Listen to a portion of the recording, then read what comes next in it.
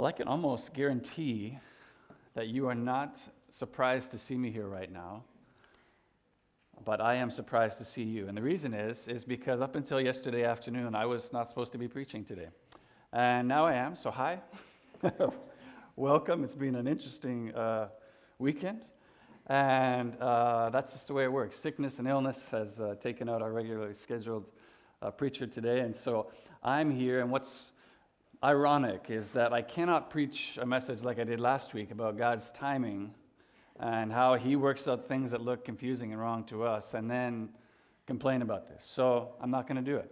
But I am going to say, by way of explanation, that is why, for instance, we don't have a translation for those of you who normally follow along with that. It's why we don't have a super fancy PowerPoint today. We just got just me and God's Word, and I'm going to trust that that's enough. And so thankfully, very thankfully, I've been able to draw from a previous message that speaks to exactly what we needed to talk about today. So if you were here 3 years ago, when we went through a series called Isaiah's Jesus, this will sound familiar. If not, this can be brand new. Welcome. But that's what we're going to hit today as we talk about this next section in this series, In the Fullness of Time, talking about Jesus born of a woman. So if you have a Bible with you, would you turn to, first of all, Galatians chapter 4. This is the home base passage that we're working out of. Christmas according to Galatians. And when you found that, would you stand with me? We're going to look at two passages today, our home base passage, and then we'll jump to Hebrews chapter 2. So first of all, Galatians 4, beginning at verse 4. We'll read that together. Stand with me if you are able when you found that. So Paul says this, "But when the time had fully come, God sent his Son, born of a woman, born under the law, to redeem those under the law, that we might receive the full rights as sons. And because you are sons, God sent his Spirit of his Son into our hearts, the Spirit who calls out, Abba, Father. So you are no longer a slave, but a son, and since you are a son, God has also made you an heir." There the author of Hebrews says this, "Since the children have flesh and blood, he too, that is Jesus, shared in their humanity, so that by his death he might destroy him who holds the power of death, that is the devil, and free those who all their lives were held in slavery by their death. For surely it is not angels he helps, but Abraham's descendants.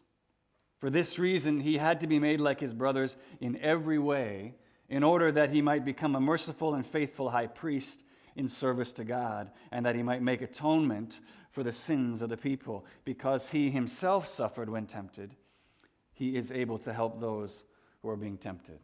This is God's word. You may be seated.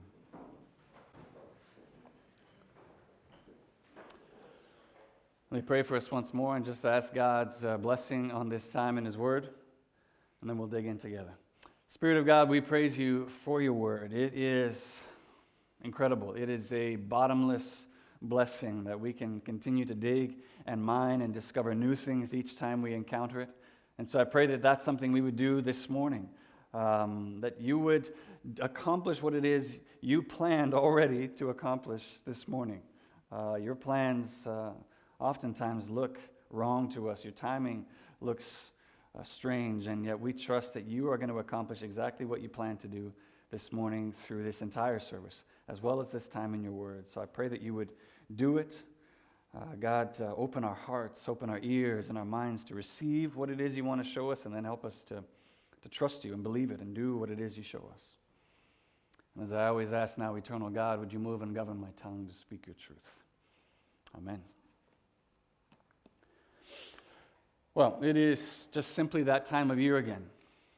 Not just the decorations, but it's the time where inevitably over the next few weeks, and really pretty much for the past month already, in newsstands and grocery stores all around North America, you will see at least one publication, Time Magazine, Maclean's, Newsweek, something is going to have a cover story about Jesus.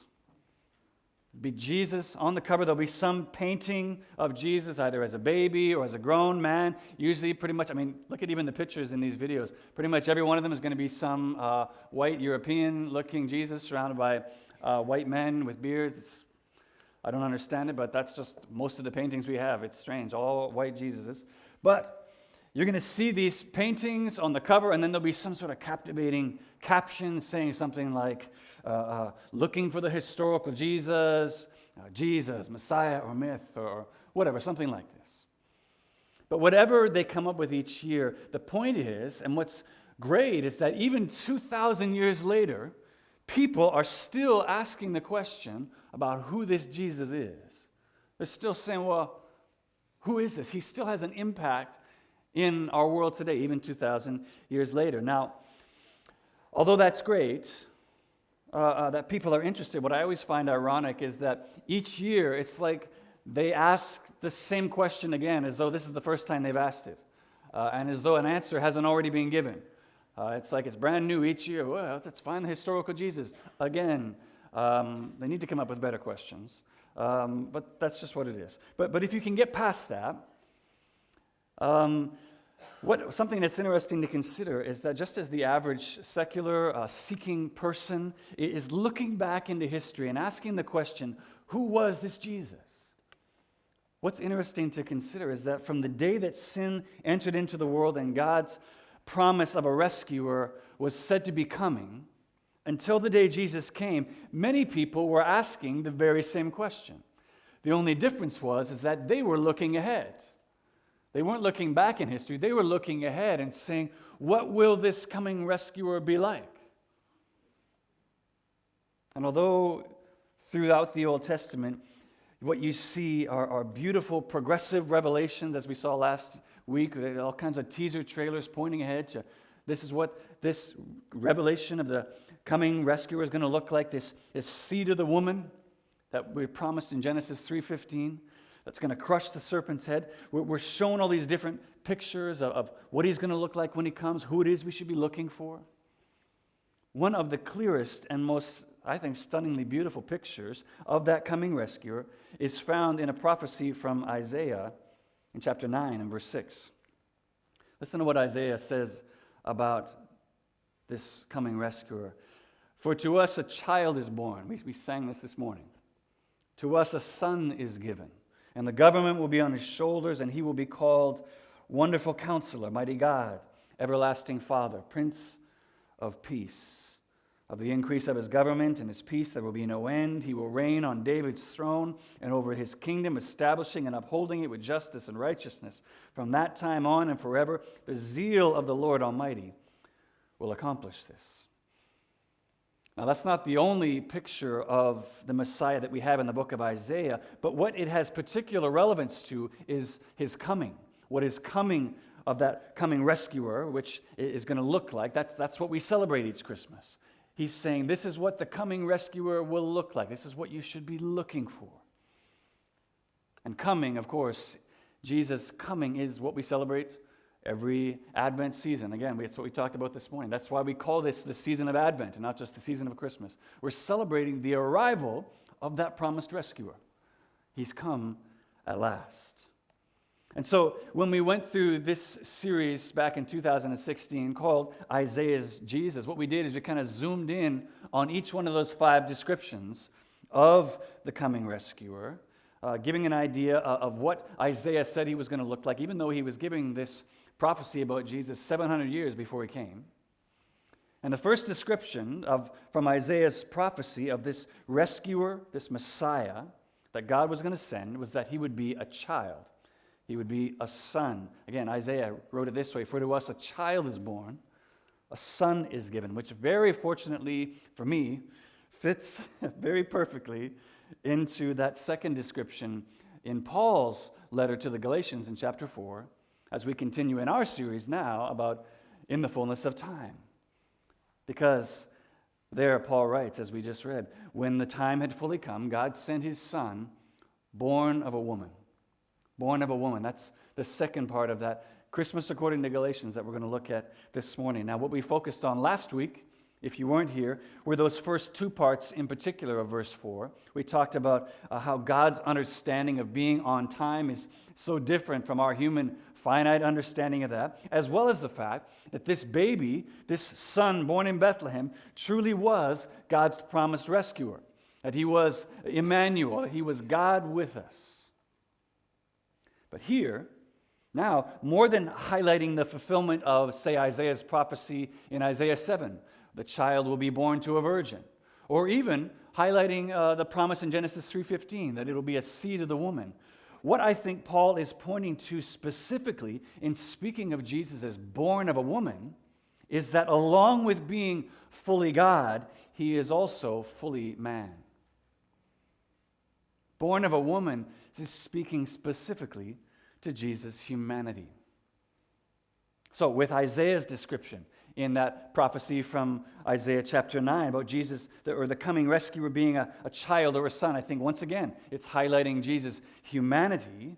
There are two things in particular I think Isaiah was trying to tell us about. First of all, what he was saying was that when this rescuer comes, you shouldn't be looking for some wise old sage with a long beard spouting, wise proverbs. Some superhero with tights and JC on his chest or something flying around. What you should be looking for when he comes is a baby. That's what he's going to look like when he first comes. He's saying he'll be a baby. And the second thing I think he's pointing out when in his description of the Messiah as being a child and a son is that he's also trying to include a picture of Jesus' flesh and blood humanity. He's saying when the Messiah comes, he'll be a person. Pretty simple stuff, and yet sometimes we fly over and we don't see that. He's saying, when that Messiah first comes, look for a baby. Don't look for a wise old sage, and look for a person. Now, of course, Jesus is much more than that, but neither is he less than that. There are allusions all through the Old Testament, and then, of course, tons of pictures seen throughout the New Testament where we see Jesus as both fully God and fully man. Most noticeably, one of the passages that Kent read for us this morning from John chapter 1, which describes Jesus as the divine word, the Logos, the pre-existent, co-eternal Son and agent of all creation, and absolutely human. The Word, John says, became flesh and dwelt among us. Now, how is that possible? How can Jesus be both fully man and fully God at the same time? I have no idea. I have no idea how. And if just to make you feel better, neither does anyone else. We've got some ideas about it, but nobody really knows how could he be both at the same time. But, of course, that hasn't stopped people over the years from still trying to decide how it is that that's happened, to come up with their own ideas of how Jesus can be both. And sadly, what that's done over the years is all throughout history we see different heresies, different false teachings about Jesus that developed because they were trying to understand how he could be both. So, for example, in the day of the apostles, there was a Gnostic teaching called Docetism. Docetism, which said that Jesus' body was simply a ghost. He was a phantom that only appeared to suffer and die, but he didn't really suffer because he's God. How could God die? They were trying to understand how it worked. Later in the 5th century, there was a teaching called Eutychianism or monophysitism, which said that Jesus had only one nature. He wasn't either fully God or fully man. He was kind of a cosmic blend or mix of both, and we don't really know which one. It was just all mixed together. And so there weren't two natures, fully God, fully man. It was just one nature. That latter view was what resulted in and what needed to result in a collection of leaders of the church in Chalcedon in 451 AD to write up what is now known as the Chalcedonian Confession or the Chalcedonian Creed, which affirms Jesus, quote, to be acknowledged in two natures, inconfusedly, unchangeably, indivisibly, inseparably, the distinction of natures being by no means taken away by the union, but rather the property of each nature being preserved and concurring in one person and one subsistence, not parted or divided in two persons, but one and the same Son, end quote. Wow, that's a lot. That's a lot of flowery, big language to say he's both. He's both at the same time. In one person, fully God, fully man at the same time. And maybe we'll never understand how he is. I don't know. But according to the Scriptures, he is. Jesus is both fully God, fully man. So last week, where we focused in on the divinity of Jesus, the fully God side, this week we're going to focus in on his humanity, which is incredibly important for us to understand because grasping this truth helps us avoid some of those mistakes of the past, where I think we could fall into the very same thing if we don't try to understand at least what the Bible teaches us about how we can be both. So think about just one example of how this could work out. I don't know if you've ever been reading through the gospel accounts, for instance, and you've heard about Jesus' temptation in the wilderness, and you hear how he was 40 days with no food or water. He's out in the wilderness. He's tempted by Satan, and he overcomes him.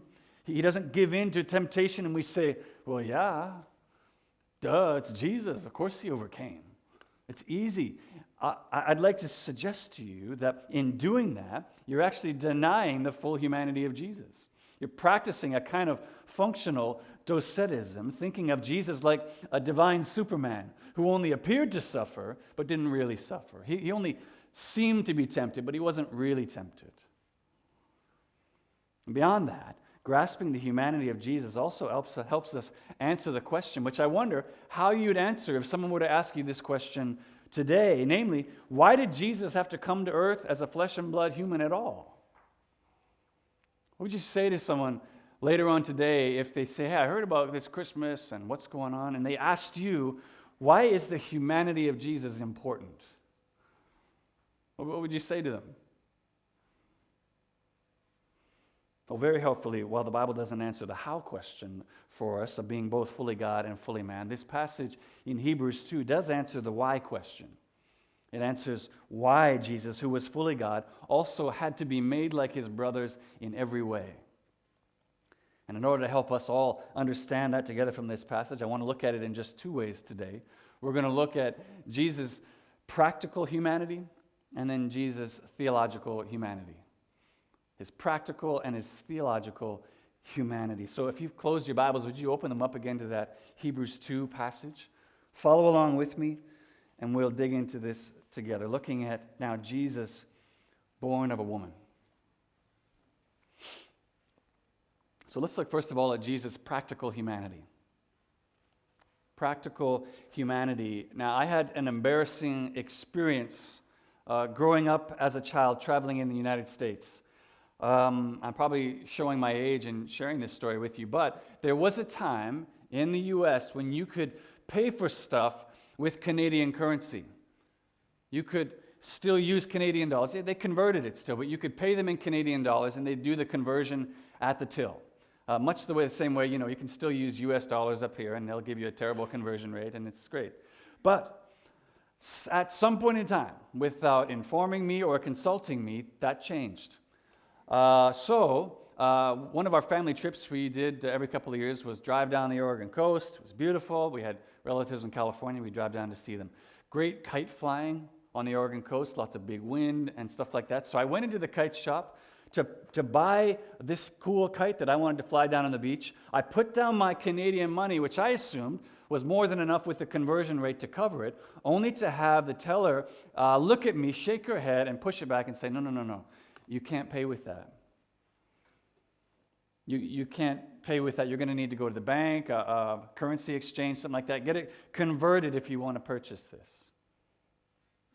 Thanks very much, Mom and Dad, for telling me that this was the new thing. Okay, look really quickly, first of all, here at verse 14 and 15 of Hebrews chapter 2.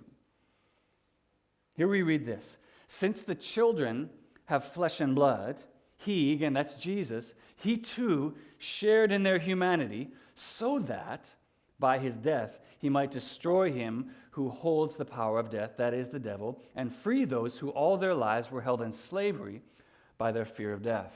Now here, the author of Hebrews is describing all humanity as being enslaved to the fear of death, which before the coming of Jesus he says the devil holds the power to. So really, Satan is depicted here as holding humanity in a kind of captivity, very much the same way as Pharaoh would have held God's people in captivity in Egypt, which you read about in the book of Exodus. Now, in referring to those slaves and captives as children, the author of Hebrews is actually making a direct reference to God's people, to children of God, to Christians. But you notice he also makes the somewhat obvious point that those children have flesh and blood. Namely, they're human beings. So in effect, what the author of Hebrews is doing here is he's setting up a trade agreement type of thing. He's saying the currency here in this world for purchasing slaves, for purchasing people who are enslaved in this country, is flesh and blood. That's the currency in order to destroy the devil and free these slaves, these captives from the fear of death. Flesh and blood must be paid. But if you didn't already know, there's a problem here because God is a spirit. That's what Jesus says of himself very explicitly, John 4:24. And before his incarnation, which is just a fancy theological word that describes when Jesus came to earth as a baby, took on human flesh. Before his incarnation, Jesus didn't have either of those things. He didn't have flesh or blood. And while flesh and blood can die, flesh and blood can be put to death, a spirit cannot die. So in the end, here's the answer. If you're filling in your chart, Bible Jeopardy for 200, the practical reason why Jesus must become human is here. So that he can die. That's the practical reason for Jesus' humanity. So that he can die, which I know, it's like throwing a bucket of cold ice water on the Christmas fire by the tree. It seems like it's a Christmas downer to say, this beautiful baby come into creation has come to die. And yet, that's exactly what the Scriptures teach us. We must never forget or lose sight of the fact that Jesus came to earth. The reason he came at all, his expressed purpose was so that he could give his life as a payment for the sins of the world and destroy him who holds the power of death. And so we see it plainly, verse 14 as well as verse 17. In order for Jesus to die the death that destroys the devil as well as to make atonement for the sins of people, Jesus must share in our humanity. He must be made like his brothers in every way. The Word, as John says, John 1:14, must become flesh and blood. And why that matters so much for us still today is that it shows us one of the biggest reasons why Jesus, born of a woman, fully God and fully man, is so important. Because in a very real sense, for God to come as a ghost, to come as a hologram, like in that docetic view, if he comes that way and offers and just sort of pretends to offer himself, if Jesus comes as a phantom and a ghost and sort of feigns offering his body on a substitutionary death on the cross for our sins, even God himself knew what I only discovered in that kite shop in Oregon. You can't pay with that. You can't pay with a feigned substitutionary death. You need a real one. Jesus needed the right currency first with which to pay, which in this case was true humanity, true flesh and blood. But, important parentheses, and something really important for us to understand when we understand this language of Jesus paying to deliver us. It's essential when we talk about Jesus paying to deliver us, we also understand who it is that Jesus is paying. Who is he paying? Because, spoiler alert, it's not the devil. He's not paying the devil. There's a wrong understanding of our salvation that a lot of people hold to, even unknowingly, called a devil ransom theory of atonement. You see this actually show up if you've ever read C.S. Lewis, The Lion, the Witch, and the Wardrobe. This scene where Aslan, who is the Christ figure, gives his life as a payment to the witch in order so that Edmund can go free. Now, there's very true things that speak of Jesus substitutes himself for us in order for us to go free. That's true. But he's not paying the witch. He's not substituting so that she can be paid off for Edmund to go free. That's not the Bible's understanding of how we are saved. It sounds really strange to say it out loud for our ears, but the reality is the only one that Jesus is paying by his death on the cross is himself. He's paying himself so that, as Romans 3 tells us, he can be both just and the justifier of all who have faith in Jesus. God's righteous requirements require sin to be punished, but rather than punishing us himself, Jesus comes and makes the payment for us so that we don't have to pay it. And if you're any doubt of that, just read through to the end of verse 14. It shows us that rather than paying the devil off by his death on the cross, Jesus destroys him. That's a strange way to pay somebody off, to destroy them. I guess it makes the debt go away, but that's not what's happening. He pays himself so that we don't have to pay. The biblical teaching of salvation is that the death and resurrection of Jesus, that the ultimate point of his incarnation, what we are freed from is actually God's rightful and just wrath against sin, against us. That's what we're actually freed from. Jesus pays the debt in his flesh that we owed in ours so that we might go free where we should have died. And as we see in the book of Revelation, at the end of time, that same truth then becomes our continuous song of praise to Jesus. As we sing, Revelation 5 tells us, "You are worthy to take the scroll and open its seals because you were slain. And with your blood you purchased men and women for God from every tribe and language and people and nation." Okay, so that's Jesus' practical humanity. In essence, showing us Jesus had to be truly made like his brothers in every way so that he could truly die in our place. But there's also a theological reason for Jesus' humanity. So let's look now at Jesus' theological humanity. Jesus' theological humanity. And what I mean by that term, theological humanity, is simply to say that in his becoming fully human, Jesus was also teaching us something very profound about the nature and character of God, what he's like. And it probably won't surprise anyone to hear that a lot of my understanding of how Jesus' humanity points to the nature and character of God has been grown by a lot of study from work that Tim Keller has done. I usually quote him every message anyway, so here again, we got Dr. Tim telling us some cool stuff. The first thing Jesus' humanity teaches us about God is his intimate love and care for the pinnacle of his creation, namely human beings made in his image. That's the first thing we see about God's character in Jesus taking on human flesh. And we know that that's true because of what we just looked at in the last point. That rather than simply looking down at our rebellion, at our helplessness, at our rejection of God, and just either turning his back or destroying us and starting over again like he did in Noah's day, we see the God of the universe writing himself into his own story, humbling himself in an unfathomable way in order to come and pay the debt that we could never pay on our own.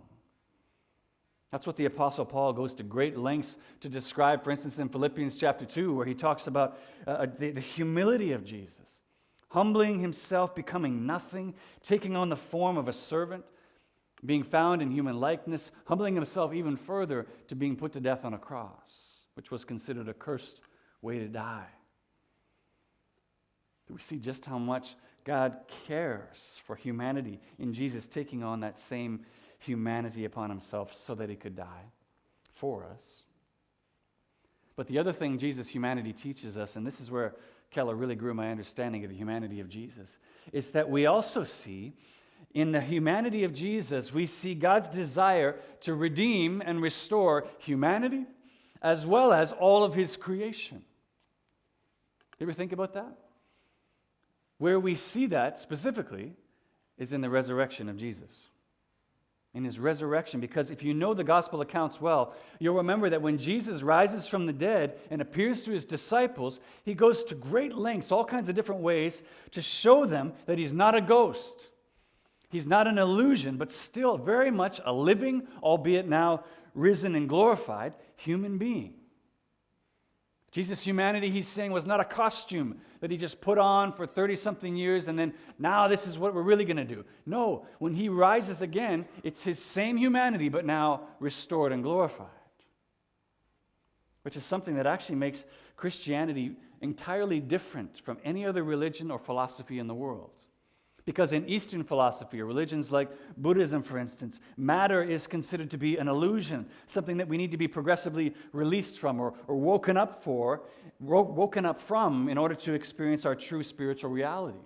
Or in Greek or Western thought, Matter is considered less than, or in some cases even evil, and so it's seen as something that needs to be shed or discarded, overcome in order for the spirit part of us, the true part of us, to be free to live. And yet, in Jesus taking on humanity, and then in his resurrection, redeeming and restoring humanity rather than shedding it, he is showing us something radically different about the way God views all matter that he's created. What that means for us is that rather than being God's plan B, rather than being a temporary solution so that he could reveal his ultimate matter-free reality, in the humanity of Jesus, God is revealing his future intended plan for all of creation, including humanity. The resurrection of Jesus is a small but powerful signpost saying, this is what I'm going to do to everything. Our future is not of some disembodied, floating around heaven as spirits existence, but of new bodies that don't get sick anymore, that don't get tired, that don't die. Not an erased heavens and earth, but a new heaven and a new earth, now perfectly joined together for all time. Everything that you love about the world right now, only infinitely better, and also permanently better. That's what the humanity of Jesus reveals to us. And we see this spectacular plan to renew all creation in places like Revelation 21. Where John writes, "Then I saw a new heaven and a new earth, for the first heaven and the first earth had passed away, and the sea was no more. And I saw the holy city, a new Jerusalem, coming down from out of heaven from God, prepared as a bride adorned for her husband. And I heard a loud voice from the throne saying, 'Behold, the dwelling place of God is with man. He will dwell with them, and they will be his people, and God himself will be with them as their God, and he will wipe away every tear from their eyes. Death shall be no more. Neither shall there be mourning, nor crying, nor pain any more, for the former things have passed away.' And he who was seated on the throne said, 'Behold, I am making all things new.'" All things new. If you look again at verse 17, along with destroying the devil and making atonement for our sin, we see that Jesus' humanity, we're told here, also makes him a merciful and faithful high priest. Now that has a lot more to do with another one of the descriptions of Jesus in Isaiah's prophecy as a wonderful counselor. But in this context, I think the author of Hebrews is pointing us to the function of a high priest, who would be that intermediary between God and man in the temple, that as he would offer sacrifices on behalf of their sins. He's showing us the functional role of a high priest. I think that's really what he's highlighting there. Which means that one further benefit of Jesus' humanity, at least that we see in this passage, is that now in being able to offer himself as an ultimate sacrifice for all time, Jesus becomes, in his humanity, both our high priest as well as the atoning sacrifice being offered at the same time. He becomes both. Something I think you see even more clearly just a few chapters later in Hebrews chapter 10. Speaking of that same functional role of the high priest, the author of Hebrews writes this, listen. He says, "The law is only a shadow of the good things that are coming, not the realities themselves. For this reason, it can never, by the same sacrifices, repeated endlessly, year after year, make perfect those who draw near to worship. If it could, they would have not stopped being offered, for the worshipers would have been cleansed once and for all, and would no longer have felt guilty for their sins. But those sacrifices are an annual reminder of sins, because it is impossible for the blood of bulls and goats to take away sins." He's saying you can't pay with that. You can't pay with that. He goes on, "Therefore, when Christ came into the world, he said, 'Sacrifice and offering you did not desire, but a body you prepared for me. With burnt offerings and sin offerings you were not pleased. Then I said, Here I am. It is written about me in the scroll, I have come to do your will, O God.'" Do you see it now? You see how essential Isaiah's vision of Jesus as the child and the son, Paul's description of Jesus being born of a woman. Do you see how essential that is? Do you think maybe you could answer someone a little better if they were to ask you later today why the humanity of Jesus is so important? Do you see even a bit of just how much hangs on Jesus being fully God and fully man? When it comes to the birth of a child, everyone who's ever experienced that or been a part of that experience knows what it means when the time comes for the baby to be born. It's time. When your wife says it's time, the doctor says it's time to push now, whatever it is, everyone understands what that means. It's time. But we also know it's a completely amorphous, can't grab it kind of thing. Yeah, we have due dates. We say, oh, the baby's coming now. But even then, we know it's going to come unexpectedly. It's going to come when the baby comes.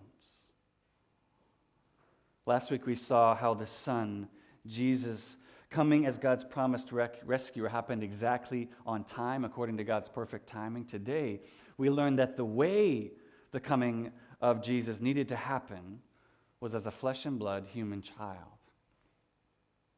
That was God's perfect timing and plan. That's the way it needed to happen. And we'll look much more deeply in the next 2 weeks as to why this child, fully God and fully man, came when and how he did. But what I pray you've seen today is that Jesus' humanity is equally as important as his divinity. And it means everything for both our present salvation as well as the future restoration of our bodies, which is great news, actually. Hopeful news and encouraging news for us, whether you're currently suffering with disease, or physical handicap of some kind, an addiction of some kind, or if you're perfectly healthy and established in life. Because it means that the restoration that's coming means that even everything that's awesome about the world right now is also going to be renewed and better. So it's hope wherever you sit this morning. In 1 John 3, John says, "Beloved, we are God's children now, and what we will be has not yet appeared. But we know that when he appears, we shall be like him, for we shall see him as he is." Which means we have hope now. We have hope now in this life because of what Jesus accomplished for us in his humanity, freeing us as his children from the tyranny of death in his first coming, in his first advent. But it also leaves us with a future hope. A future hope that because Jesus was made like his brothers in every way, because he was born of a woman and made like his brothers in every way, one day when we see him face to face, we'll be made like him in every way. An infinitely better existence. Amen.